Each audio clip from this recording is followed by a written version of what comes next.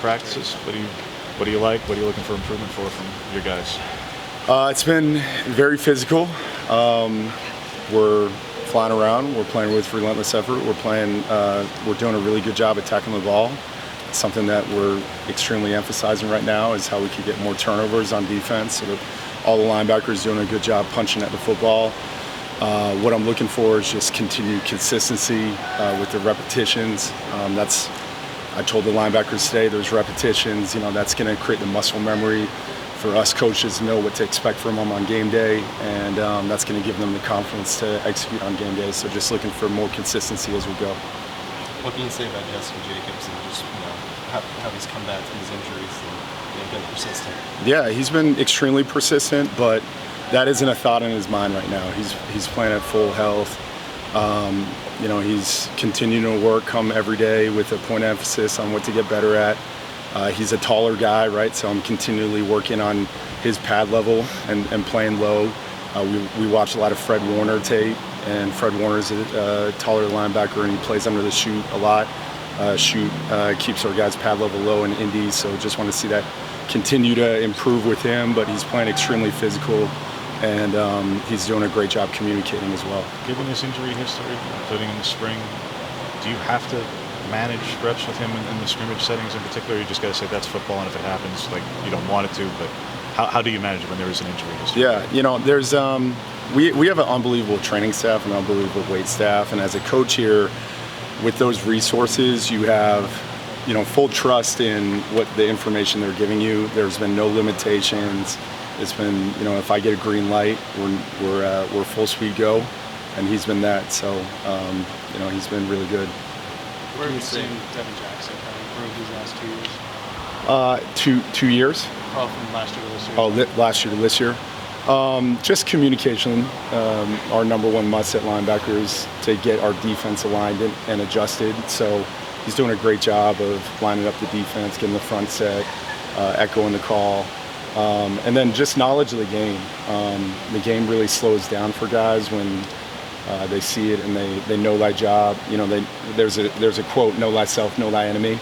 It always starts with knowing your job and knowing your responsibility, and then when you really tap into that, you can really hone into what the opponent's doing. He's really mastering himself right now, our playbook, and that's going to set up for a great season for him. Do you think that a couple of different stops with Dan along the way? Just wondering if you could speak to that relationship and how it's evolved over the years. Yeah. I mean, Coach Lanning and I were graduate assistants together, so we were in a foxhole, so to speak. I've been with him at different parts of his career. I've seen his journey. I've seen how hard he works. I know the expectations that he puts on himself.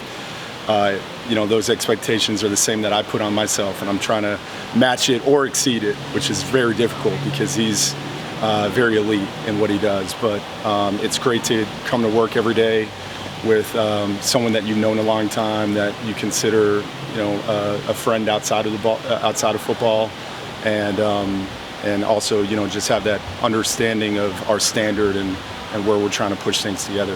Right, and you guys are part of a sort of new generation of coaches that's coming through the ranks now.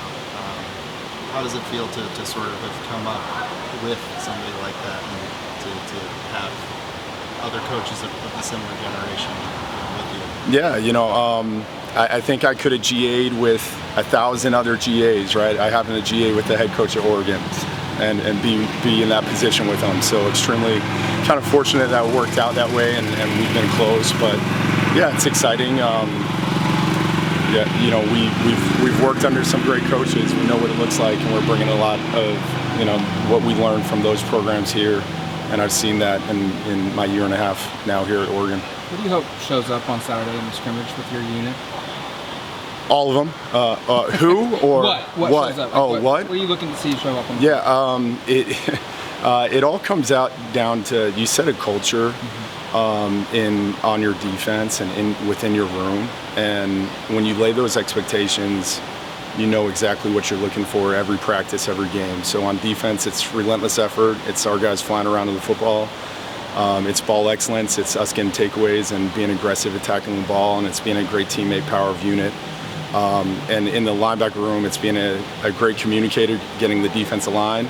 It's being really dominant in our run and pass fits and being where we're supposed to be. That starts with our eyes and our alignment. And then it's being really effective rushing the quarterback and affecting the quarterback when we are pressuring. What have been your early impressions of Dylan Williams and maybe how he's kind of picked up on doing all this in fall? Yeah, I mean, Dylan's doing a tremendous job. Really spends a lot of extra time with me learning the playbook. Has some really good natural movements that we saw in the recruiting process, and to see him in person here has been really exciting for us. So he's sudden, he's quick, he's violent, he plays with a tenacity to him, and I'm excited about how that development process will go. Whether it's, I guess, Dylan or Braden or Kamar, what do you need to see from a true freshman in their first year to see kind of a significant role to play a bit this fall? Again, it kind of goes back to the linebacker must. It's how they communicate, how they get our defense aligned, because you just can't play at linebacker if you're not communicating. So, and that's going to come with confidence within the scheme.